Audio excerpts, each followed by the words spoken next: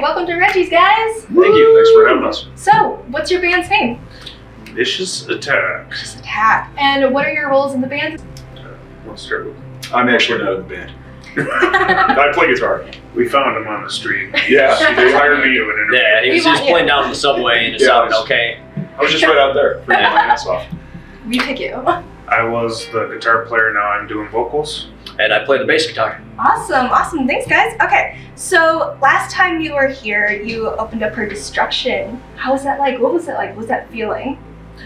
It was pretty awesome. You know, there'd been like that little period where we were trying to push our latest album, Declaration of War, and it was right after the pandemic, so there was definitely like, it felt like kind of a shortage of like shows, and you know, we know Shane pretty well and go back with Shane of Empire Productions, right? Mm-hmm. And we were able to get on the Destruction show, and yeah, it was awesome. Great turnout, awesome response. Their band, I'm sure, you know, I've been listening to since I was in high school. They came all the way from Germany, so just be able to meet them and open up for them was you know. Awesome. Seeing our name on the same bill with fucking Destruction. That's amazing. Yeah. I mean, it's fucking Destruction, man. I mean, that's thrash culture for me. I mean, that's... Also, Nervoso was also on the bill, so that was pretty sweet. Yeah. You know, to see that. And we So, like this room a lot. We like playing Reggies, whether we're in the joint or in the big menu. speaking of Reggies, again, you guys came and played in 08, and your band started in 07, is that correct? Yeah, I know we played Reggies pretty early on. Yeah. 08, 09, somewhere around there, I'm sure. I don't know exactly, but... You guys are pretty fresh, pretty new. How is that, like, playing live in person for, like, one of the first times ever, like, getting your bearings, everything like that? I feel like we've played so many shows. We're like kind of like beaten dogs at this point, you know. I don't know. I feel like playing shows for one person or 100 people it's always a rush. Like getting on stage is always a rush. Like I'm always trying to cut somebody's head off with a solo or something. Like, yeah, we like to keep it intense. I get the same feelings out of it now that I did back then. That's amazing. That's awesome, guys. You get that rush. Yeah. So you guys came together. How do you know each other? Like, how did you start this band? How did you know you wanted to start a band? Definitely for them. Yeah, I guess They're in the the, oldest of the group. in the early days, there was an online forum. I think it was like ChicagoHardcore.net or something of that nature.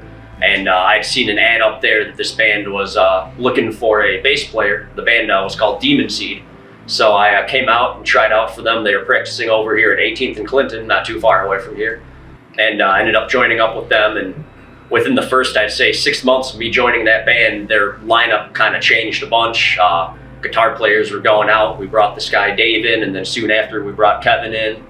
And we decided with 2 new guitar players and then the drummer and the singer who had been in Demon Seed, that maybe we should change the name, and we changed the name to Vicious Attack, and then been going for it ever since then. Yeah, a friend of mine called me one day and he said, "You need to get in a band."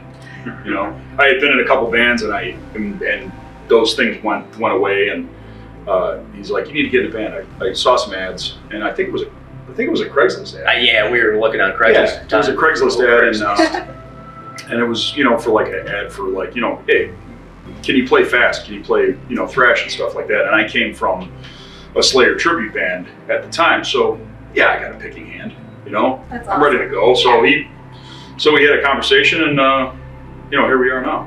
And yeah, I play fast. We play pretty fucking fast, you know.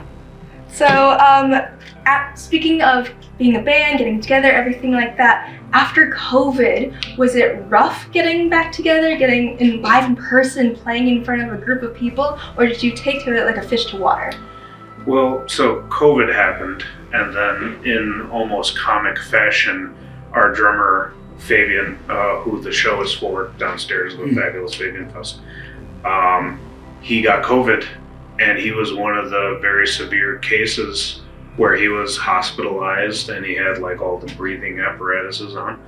And after he got out, we were almost done recording our album Declaration of War, and we immediately went back in to finish it, and then we were like, this was him specifically. He's like, let's just go for it, do all the bells and whistles. So we recorded the album, we recorded a bunch of videos. So during COVID, I'd say like the first year, we did not stop at all. We took advantage of the fact that no one was outside, and we recorded a lot of stuff.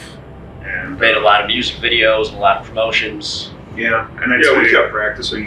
We stayed pretty active. I mean, despite the fact that venues weren't really being very active, but we Reggies TV, the streaming platforms were having shows, and he was great. He put us on a couple, 2 or 3 times, and that was a lot. Yeah, it was great. It was good to be able to play. I think playing live is playing live for me, but it takes something off of it not having a crowd there.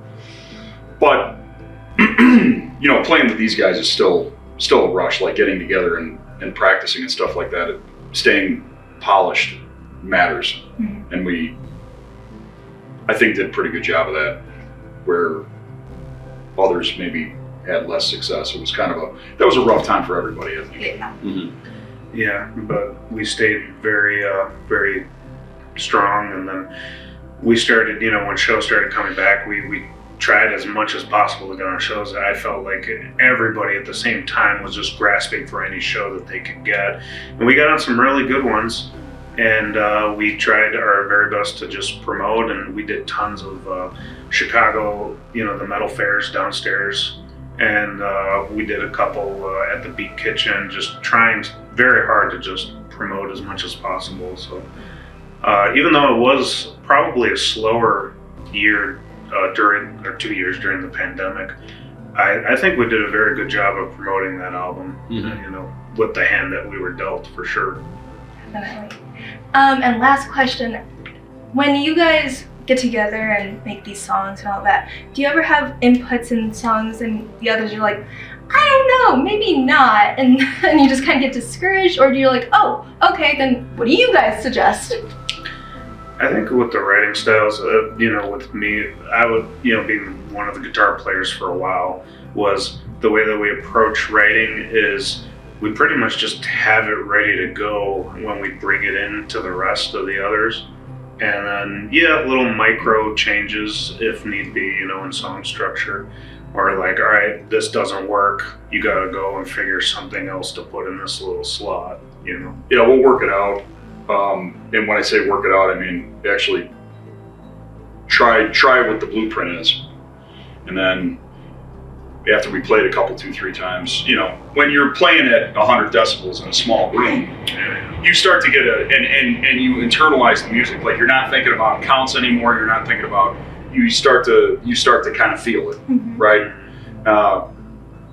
And then you get to that point where you get the third cut or fourth cut or whatever, or maybe even you demo it and record it and you listen back to it later and you go, man, there's one part of the song that I really love and another part that I really fucking hate.